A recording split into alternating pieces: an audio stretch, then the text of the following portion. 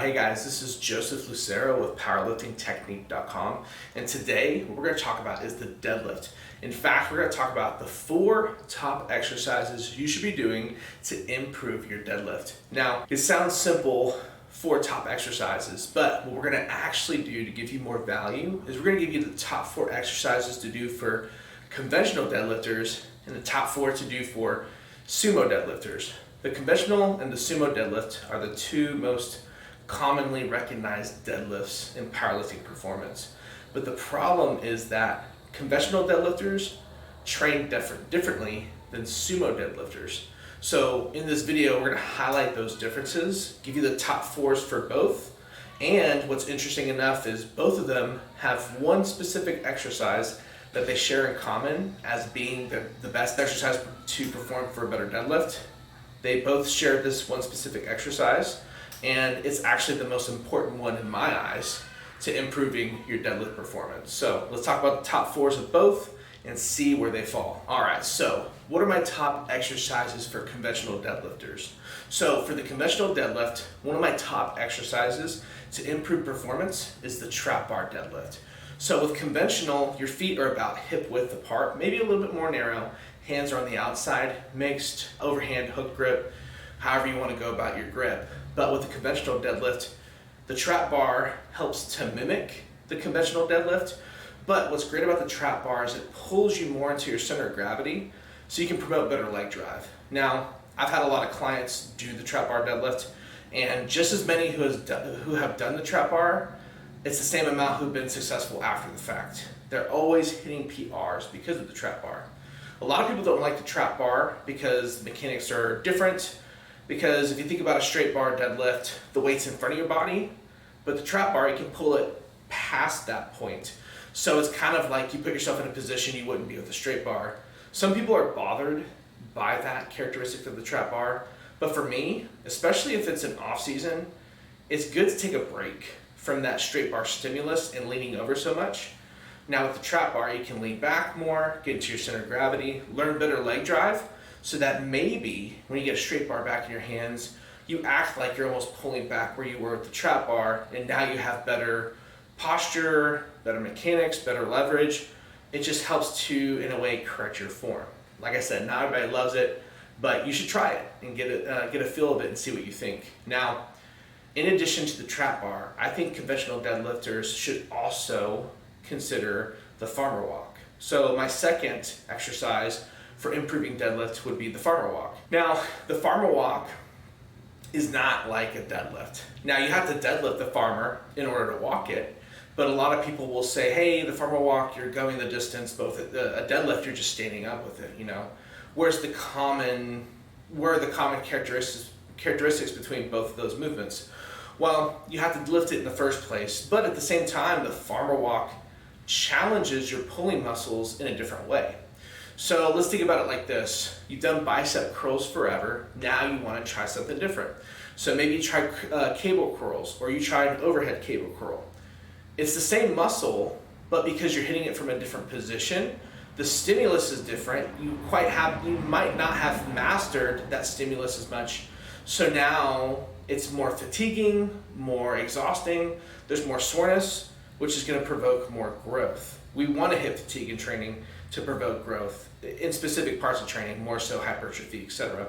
So with me, the farmer walk, it's like you haven't mastered the movement yet, but what's cool about it is you're learning how to farmer walk, you're understanding the strategies, and you're getting that new exhausting, fatiguing stimulus that's going to help grow all of those pulling muscles. It's also going to work on your grip. So if you're someone who struggles with grip, start farmer walking and noticing that you can hold more weight, which means you can train longer, which should, in a way, enhance the end point of having a better deadlift. And the third thing conventional deadlifters should be doing is jump training, okay? So with jump training, it's going to be where the lifter is working on forceful movement, forceful contractions, and true powerful extension of the hip joint. The thing about it is it's called powerlifting, okay? So powerlifting, you'll sometimes watch athletes and they're kind of slow movers, you know, from start to finish of a lift. It's not like they're super explosive, but what if you actually tried being more explosive? A lot of times we hit these sticking points, but if we can learn to be more explosive and more forceful with our contractions, we can almost be in control of our movement just a little bit more, and we're helping to add to the speed of the lift that we want to desire for. Powerlifters should not be scared of becoming athletic, and for me, jump training is also going to help enhance the nervous system's ability to work in conjunction with the muscle system too. So for jump training, powerful extension of the hip joint, learning to be more forceful, better contractions, more forceful contractions, more control. And then at the same point, we're also integrating the nervous system a little bit harder in that sense as well. So like I mentioned before, we're gonna break down the conventional and the sumo deadlift.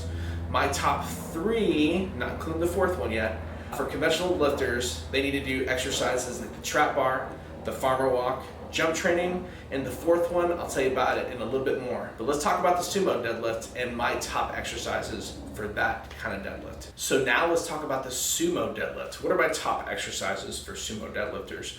So the first one is gonna be the floating sumo deadlift. So what happens, you set up in your sumo position, you lift the bar up, so try to have good technique with that. But then when you come down for the preceding reps, you don't wanna touch the floor. Now when you do that, it's interesting because the squat and the bench, okay, if we're talking about powerlifting in general, the squat and the bench are different than the deadlift because the squat and bench are 2-phased movements. The deadlift is 1 phase, just off the floor. So let's talk about the squat for just 1 second. When you squat and you come down, you're loading your body, and hopefully you're loading it in the most advantageous position possible.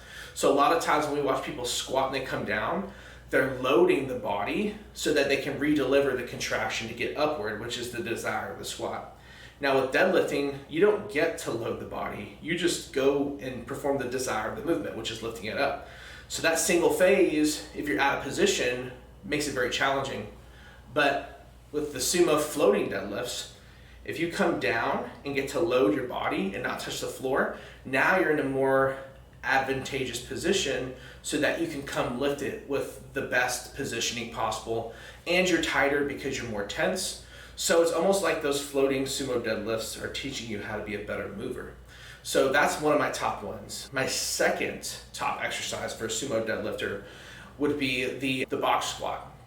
Now the reason why I talk about the box squat, which has nothing to do with a deadlift, is that with a box squat, you want to sit back into a box. And what that's doing is that's loading the hip joint so that whenever you load the hip joint, it corresponds much better to someone who's a sumo deadlifter, because with conventional, you're loading the posterior chain, your back muscles, your low back.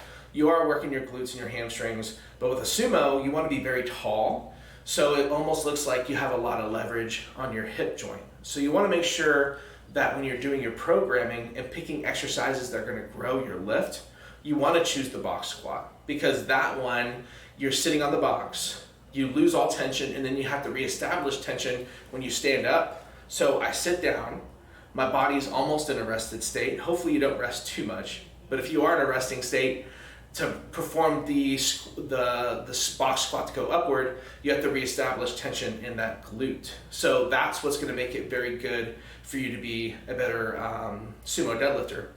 And speaking of that, there's another type of squat that I think sumo deadlifters can benefit from. So it's another exercise I'm going to talk to you about.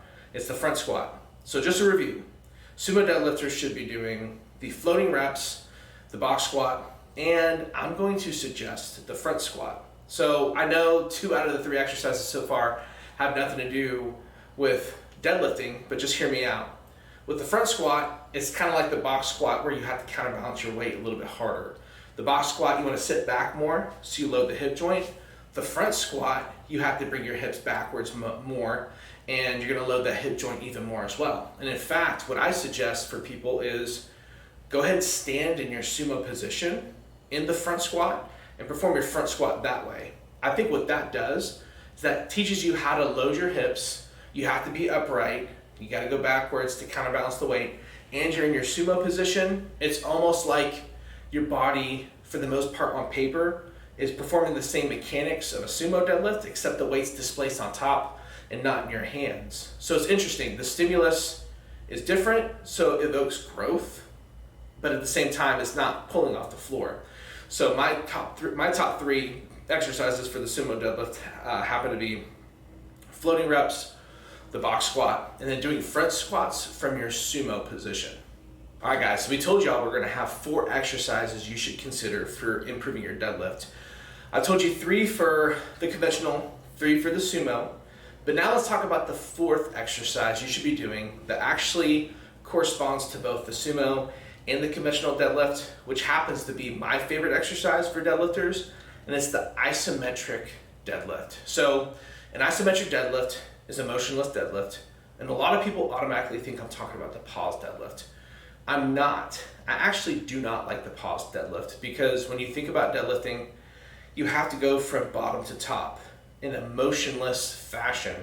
So why would I train someone to pause during a deadlift when it has to be motionless from start to finish? I'm sure some people will argue with me, and that's fine. You know, we want to challenge people's thoughts and mind process. We can't just always go with, you know, the mainstream concepts. We need to challenge people, you know, and just have these conversations.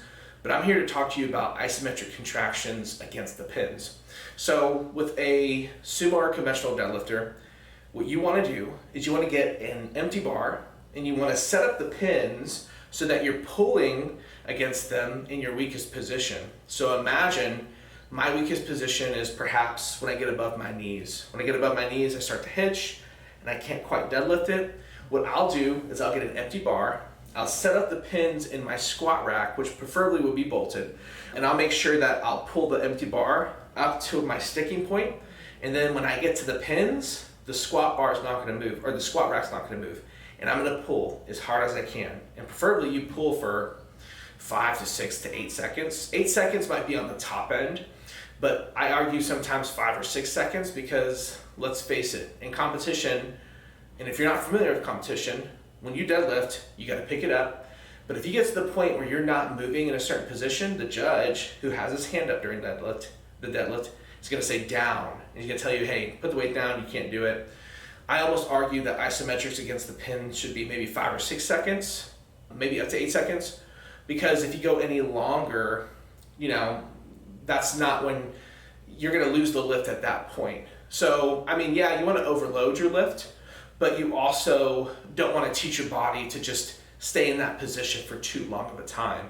So it almost makes sense to make the sticking point training with isometrics about 5 or 6 seconds, maybe up to 8, just to make it realistic for competition, because hopefully you do enough isometrics, you get to that sticking point in competition or in training, you fight through it within that certain time frame because you've trained yourself to get used to that positional strength, and then you get into lockout and you have success. So I've told you guys my top exercises for conventional and sumo, and the 4th, being the isometric, is my favorite one for athletes to improve their deadlift performance, whether it's sumo or conventional.